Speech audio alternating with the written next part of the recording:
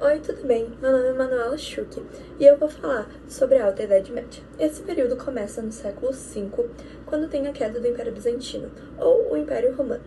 Quando os bárbaros começaram a atacar Roma, as pessoas começaram a fazer um processo de ruralização, eles tinham muito medo dos bárbaros, então eles começaram a se mudar para a casa de nobres.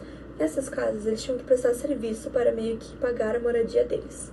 Então, quando eles começam a prestar esses serviços, eles começam a criar um novo sistema de economia, que foi o feudalismo. Então, nisso tudo, a Luísa Feltrin vai explicar agora. Após a introdução da Manuela Schuch no assunto Alta Idade Média, poderemos finalmente dar início ao assunto sociedade feudal ou então feudalismo. A sociedade feudal ou feudalismo, ele era um sistema político, econômico, caracterizado pela descentralização do poder. Os reis eles tinham pouca autoridade e os senhores feudais, que eram donos dos feudos, eles governavam as terras com autonomia. O plano econômico, a economia era agrária e autossuficiente, ou seja, subsistência. Eles produziam para eles mesmos. Era uma época onde predominava o meio rural. A pirâmide estatal do sistema feudal é basicamente composta por 3 grupos sociais predominantes. No topo tem o clero, que é a igreja e os que rezavam. A nobreza no meio, que eram os senhores feudais e não pagavam tributo. O clero também não pagava tributos. E os servos, que são os trabalhadores dos senhores feudais e os responsáveis por pagarem os tributos. No feudalismo, o suzerano era o nobre que concedia as terras a outro nobre. O vassalo, em troca de lealdade e serviço, especialmente militar.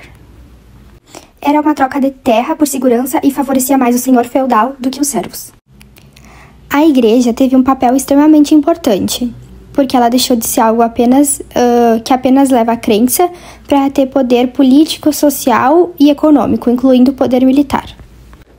Agora entrando na Baixa Idade Média, foi um período de extremo crescimento populacional, de expansão urbana, renascimento do comércio, o que acabou enfraquecendo o feudalismo, e houve também um fortalecimento do poder real, o que ocasionou no declínio da servidão.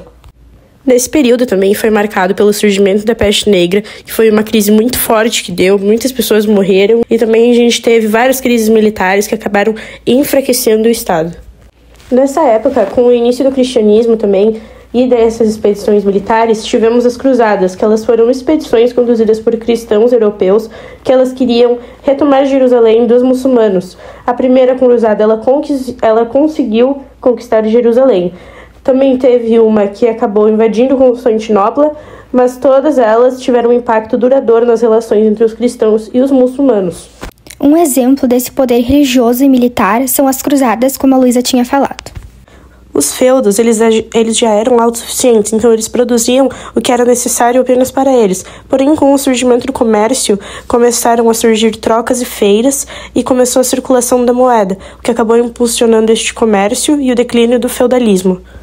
O comércio ele surgiu por conta das feiras, havia circulação de moeda, era os senhores do feudo que controlavam, porém é a igreja que regulava o que podia ou o que não podia acontecer ali. Não chega a ser um capitalismo, porém um proto-capitalismo. Este foi nosso trabalho, espero que o conteúdo tenha ficado claro desse modo do mapa mental e obrigado pela atenção.